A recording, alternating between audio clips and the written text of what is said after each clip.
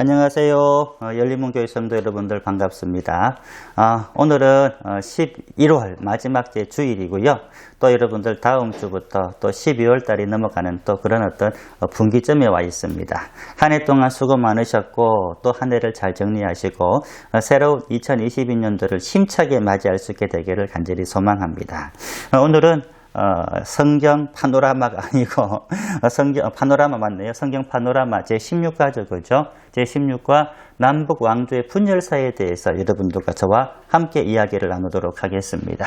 오늘 배경은 열왕기상 12장과 22장, 역대하 1장과 14장까지, 그리고 소선지서로서는 아모스서와 호세아서와 요나서를 여러분 함께 보시면서 오늘 이 파노라마를 함께 여러분들 진행했으면 좋겠습니다. 먼저 하나님께서 또 솔로몬 그 왕이 너무나도 타락했잖아요. 신앙적으로나 또 종교적으로 너무 타락하다 보니까 나중에 하나님께서 솔로몬 사후에 이 나라를 둘로 양분을 시켜버렸어요. 북이스라엘 그리고 남유다라고 하는 그런 전형적인 그런 어떤 아주 분열 왕국을 딱 만들어 버렸는데 지금 이제 보세요. 이 북이스라엘 땅 그리고 남유다 땅 이렇게 되어져 있는데요. 최전성기는 이 남유다는 이만큼 대왕국을 이루었고요. 북이스라엘은 또 이렇게 큰 왕국을 이루었던 그런 역사적인 흔적들을 보여주고 있는 겁니다.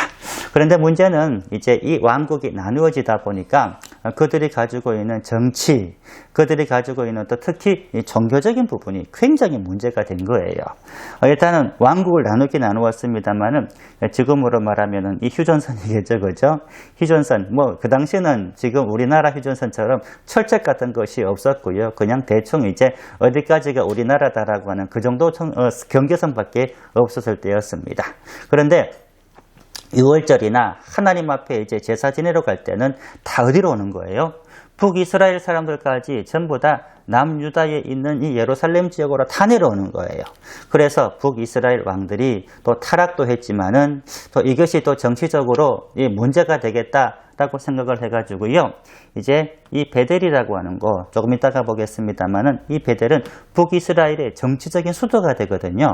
이 베델과 이 단이라고 하는 이 끝에다가 이제 여러분들 제단을 쌓고 또 이제 성전을 지어가지고 안타깝게도 여기에다가는 여러분들 금송아지 우상을 섬겨놓고 이것이 하나님이다. 그러니 섬겨라. 이런 아주 왜곡되고 아주 타락한 그런 종교가 이제 북이스라엘 그 나라에 퍼지게 되었습니다. 그때도 이제 그렇지만 남유다의 예루살렘은 보시는 대로요, 성막을 중심으로 하나님 앞에 늘 전통적인 그런 경배 사상이 있었기 때문에 늘 문제가 없었는데 이곳은 원체 이런 우상들과 이런 우상의 그런 정신들 때문에 구테타들이 계속 일어나가지고 이제 이 북이스라엘의 정치적인 그런 상황은 아주 복잡해지게 되었습니다. 아무튼 남북 분열 이야기 다 같이 한번 보시게 되면은요, 먼저 아까도 보았습니다만 이 사진 다시 한번 더 기억을 해주시고요. 남북 분열의 그런 이야기는 이 솔로몬 다음 왕이 누구였어요? 여로보암 왕이라고 하는 그 왕이 있는데 이 여로보암 왕이 이제 앞섰던 선왕이었던 솔로몬의 악습과 또 불신앙을 좀 타파를 해버리고 또 하나님께서 원하시는 그런 신앙으로 또 정치를 했으면 참 좋겠습니다만은 신앙적으로나 정치적으로나 그 폐단들을 그대로 답습을 하는 거예요. 그대로 답습을 하다 보니까 이제 아까 보셨듯이 북이스라엘과 남유다로 나누어지게 되었습니다. 북이스라엘은 여로보암이라고 하는 그 왕이 다스리게 되었고요. 그 수도는 아까 제가 말씀을 했듯이 베델의 수도를 정하였다고 제가 말씀을 드렸잖아요. 남유다 르호보암이 다스리게 되었는데 예루살렘을 그냥 전통적인 수도였으니까 그대로 수도로 그렇게 인정을 하고 이제 지내게 되었고요. 그러다가 이 북왕국은 아까도 말씀을 드렸습니다만은 북왕국은 금송아지 우상 때문에 이제 그 모든 이스라엘 사람들이 많이 타락해져 버려 가지고요. BC 722년경 아수르에 의해서 완전히 멸망해 버리게 되었습니다. 자, 북이스라엘의 그 불신앙에 대해서 다시 한 번 더 살펴보시게 되면은 아까도 말씀을 드렸죠. 단과 베델에 아까 보셨던 그 금송아지 우상을 쌓아서 또 거기에 또 신전을 만들어 가지고 제사를 지냈던 그런 흔적들이 지금도 발굴이 되고 있고요. 또 이 금송아지 우상을 또 섬겼던 그 북이스라엘의 그런 신앙 때문에 또 남유다와 또 여호와 하나님의 그 신앙과 또 차별을 줘야 되잖아요. 그러다 보니 그들의 절기나 제사들이 이제 완전히 그 성경적이지 않고 제멋대로 정해져 가지고요. 아직도 사마리아 지역에 가보게 되면은 그런 흔적들이 여실히 남아있는 것을 볼 수가 있습니다. 아무튼 북이스라엘의 왕이 19명의 왕들이 이제 지나갔는데 그 19명의 왕들이 전부 다 타락을 해요. 이렇게 우상을 섬기고 또 하나님 앞에 불순종하는 그런 모습을 보이다 보니 하나님께서 어떻게 하셨어요? 아까도 말씀드렸듯이 BC 722년경 아수르라고 하는 그 강력한 나라에 의해서 완전히 멸망을 시켜버리고 완전히 멸망이 되어서 안타깝게도 지금 그 북이스라엘에 들어있었던 그 지파, 단 지파나 또 아셀 지파나 르호벤 지파 이런 지파들이 어디로 사라진지 모를 정도로 완전히 이제 전 세계적으로 흩어져 버리고 이제 완전히 이 북이스라엘은 멸망되고 말았습니다. 두 번째 이야기는 이제 그 북이스라엘 왕조의 우상 숭배를 가장 극렬하게 들여왔던 그 오므리 왕조에 대해서 제가 말씀을 드리겠는데요. 이 오므리 왕조도 아까 여러분들이 말씀을 드렸습니다만은 쿠데타로 정권을 잡았던 그런 왕조였어요. 이 왕조 때 하나님께서 선지자를 보내었으니 그 선지자가 누굽니까? 엘리야와 엘리사라고 하는 그런 선지자를 보내어서 북이스라엘 왕조를 꾸짖는 그런 장면들을 우리가 또 함께 볼 수 있습니다. 다음 장면 보게 되면은 북왕조는 여러분들 말씀을 드렸다시피 여호와 하나님을 섬기는 것이 아니고 금송아지를 하나님처럼 섬기다 보니 쿠데타가 계속 일어나는 거예요. 계속 일어났다가 이제 이 오므리라고 하는 그 왕조가 들어서게 되면서 이제 바알 신앙이 본격적으로 들어오는 거예요.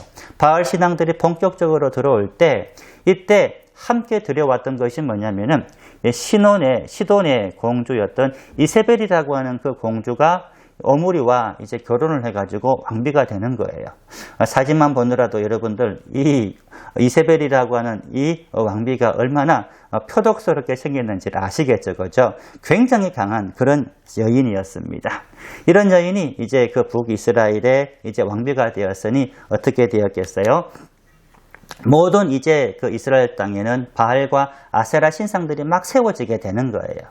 그래서 나타났던 인물이 바로 엘리야 선지자가 나타나서 이제 이 바알과 아세라 신상들과 이제 결전을 벌이게 되는데 그것이 바로 갈멜산 사건의 여러분들 이 이야기가 또 그때 시작하게 되는 겁니다. 엘리야는 한 사람이고 바알과 아세라를 모시는 그런 제사장은 몇 명이라고 되어져 있어요? 850명이라고 되어져 있어요. 그런데 850명 중에서 이제 엘리야의 그 제단에만 하나님의 불이 내려와 가지고 모든 재물을 다 핥아버리고 하나님만이 진짜 신이다. 진짜 우리를 지켜주시는 여호와 한 분뿐이시다라고 하는 것을 이제 모든 사람들에게 보여주고요. 바알과 아세라를 섬겼던 850명의 제사장들을 다 죽여버리는 그런 어떤 큰 승리가 일어나게 되었습니다.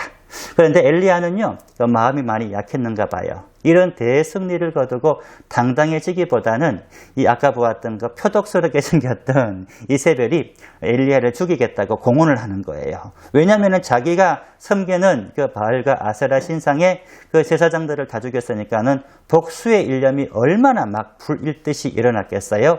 그런데 이 엘리야는 그것이 무서워가지고 광야로 들어가서 도망을 가버리는 겁니다. 광야로 도망가 버리니까 그 광야는 아무것도 없잖아요. 나무가 무슨 우리 앞산이나 팔공산처럼 우거진 그런 소나무나 이런 것이 있는 산이 아니고요. 겨우 로뎀나무라고 하는 것은 이제 관엽이에요. 작은 나무인데 이 나무 밑 그늘도 이제 유일한 그늘이다 보니 그 속에 들어가서 이제 이 엘리야는 하나님 앞에 죽기를 청하는 겁니다. 나를 죽여주시옵소서. 여기까지가 내 끝입니다. 이랬더니 하나님께서 이 천사를 보내주셔가지고요, 물도 먹여주시고 또 이제 음식도 주시고 또 안마까지 잘 해주셔가지고 이 엘리야를 원기를 회복시켜서 다시 이제 북이스라엘의 선지자로 보내는 장면이 여러분들 그 말씀 속에 나와 있습니다. 또 엘리야 선지자의 주요한 활동에 보게 되면은 또 세 번째 이야기는요, 여러분들이 잘 아시는 사렙다 과부의 공개를 받으면서 이제 이 여인의 그 집과 또 이 사렙다 과부를 통하여 주시는 그 놀라운 하나님의 은혜를 또 여러분들 이 엘리야서를 통하여서 보여주고 있는데요.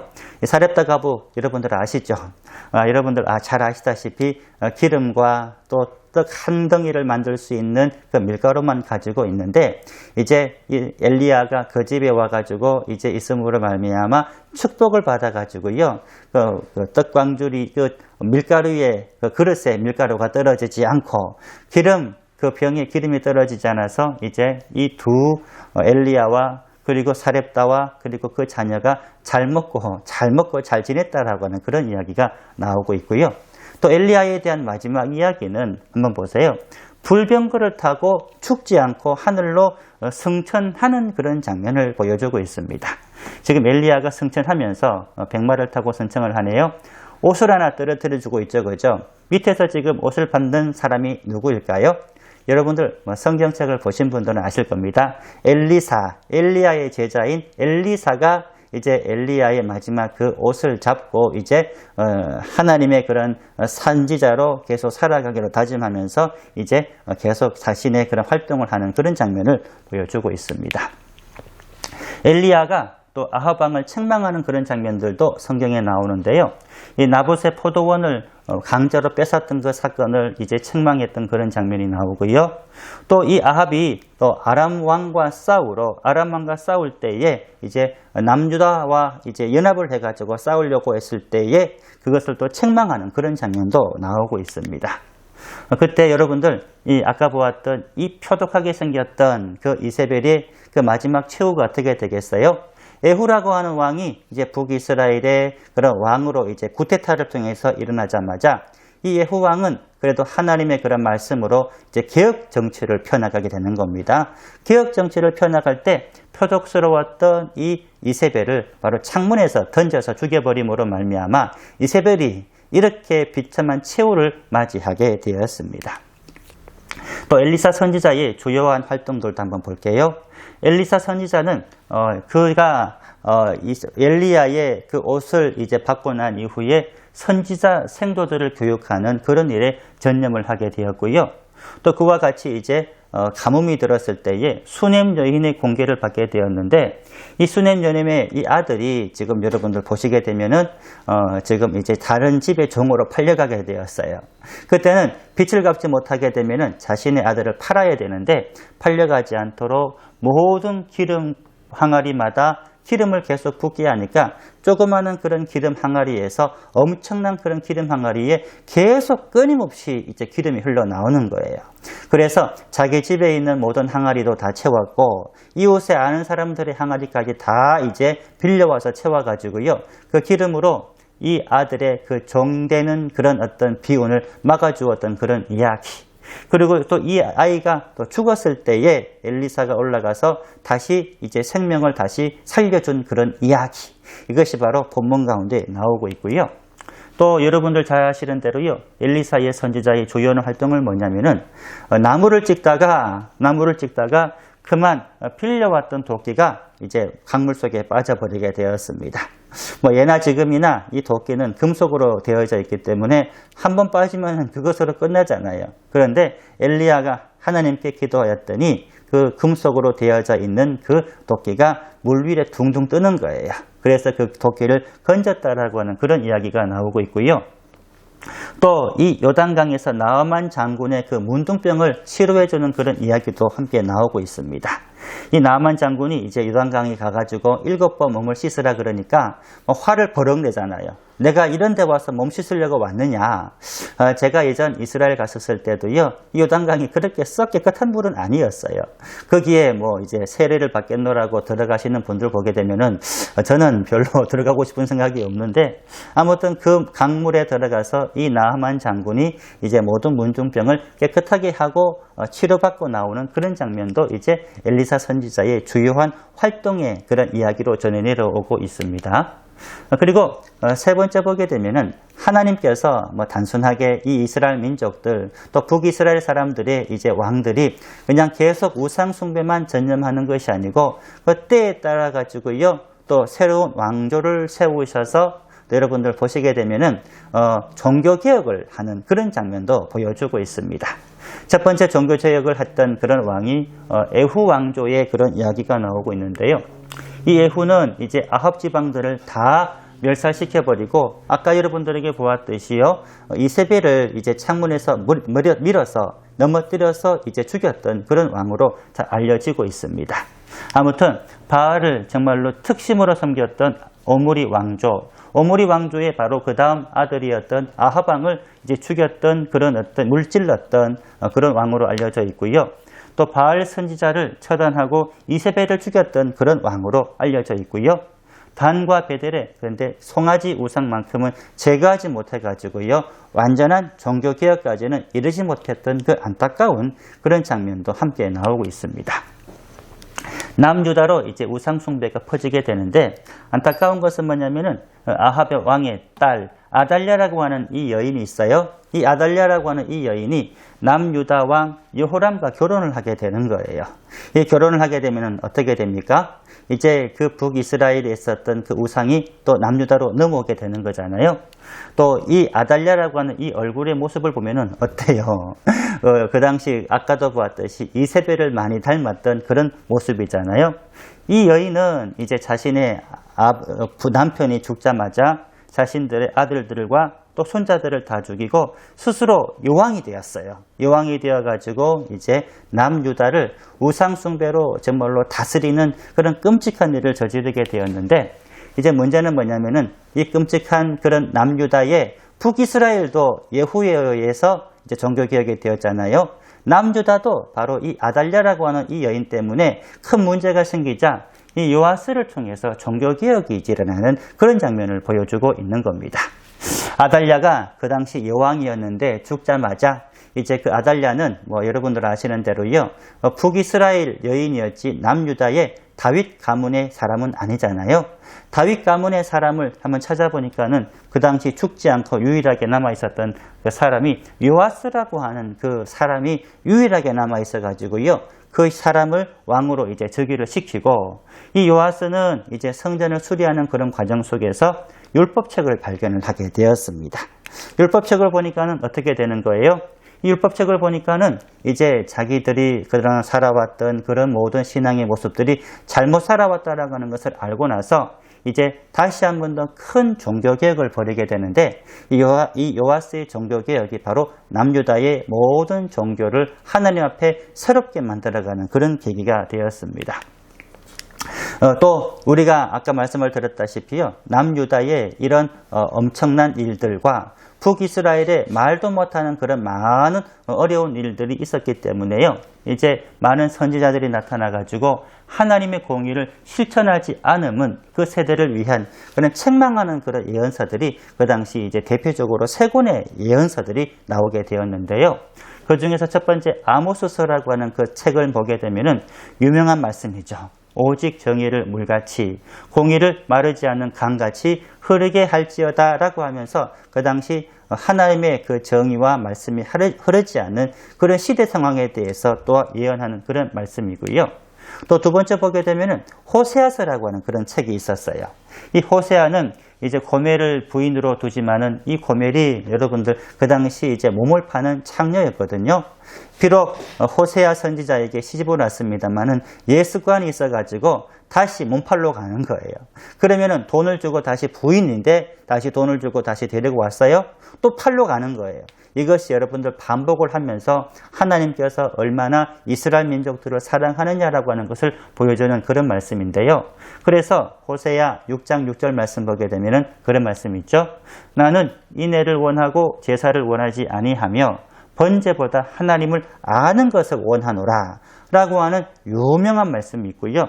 또 호세아 6장 3절 보게 되면은 그러므로 우리가 여호와를 알자, 힘써 여호와를 알자, 그의 나타나심은 새벽빛같이 어김없나니 비와 같이 땅을 적시는 늦은 비와 같이 우리에게 임하시리라 하니라 라고 하는 그런 말씀을 통해서 하나님의 사랑이 끝이 없으니 돌아오고 회개하고 종교개혁할 것을, 자기 인생의 종교개혁할 것을 끊임없이 촉구하는 그런 말씀으로 이루어져 있습니다.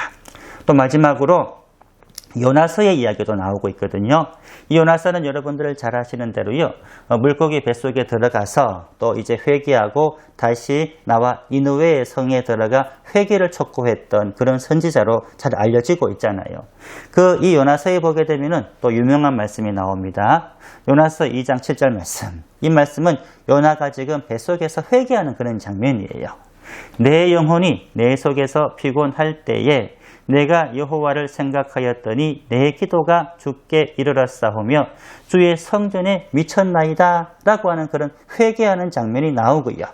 또 마지막 요나서 4장 10절에서 11절까지 말씀 보게 되면은 이 요나가 이제 니느웨의 성에 가서 회개를 선포를 하였는데 진짜 이 니느웨 성민들이 다 회개를 하였어요.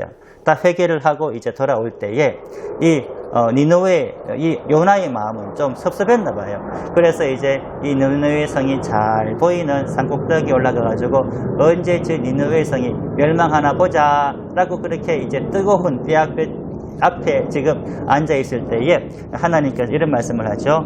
여호와께서 이르시되 내가 수고도 아니하였고 재배도 아니하였고 하룻밤에 났다가 하룻밤에 말라버린 이 박농풀을 아꼈거든. 하물며 이 큰 성읍 니느웨에서는 좌우를 분별하지 못하는 자가 12만 여명이요 가축도 많이 있나니 내가 어찌 아끼지 아니하겠느냐 하시니라 라고 하면서 하나님의 거룩한 말씀을 보여주는 그런 장면이 나오는 겁니다. 사랑하는 성도 여러분, 오늘 여기까지 말씀 보게 되면은 하나님께서 이스라엘 민족들을 얼마나 사랑하는 줄 아시겠죠? 북이스라엘이 비록 금송아지를 또 섬기고 그렇게 우상 숭배를 하지만은 얼마나 사랑하는지를 또 이 장면을 통하여 보여주고 있는 겁니다. 그래서 에후도 보내주시고 요아스도 보내주셔가지고요. 이 모든 민족들이 다시 하나님께 돌아오도록 인애와 공의로 다시 돌아오도록 촉구하는 그런 장면들이 바로 오늘 본문에서 주를 이루고 있는 그런 내용이 되는 겁니다. 오늘 여기까지 함께 말씀을 나눌게요. 또 여러분들 새로운 이제 한 주간 또 새로운 또 새해를 준비하는 12월 달이 점점 다가오고 있습니다. 12월 달에도 여러분은 승리하시고 잘 정리하시고 믿음으로 이겨나가는 저와 여러분들이 다 되기를 간절히 소망합니다. 수고하셨습니다. 할렐루야.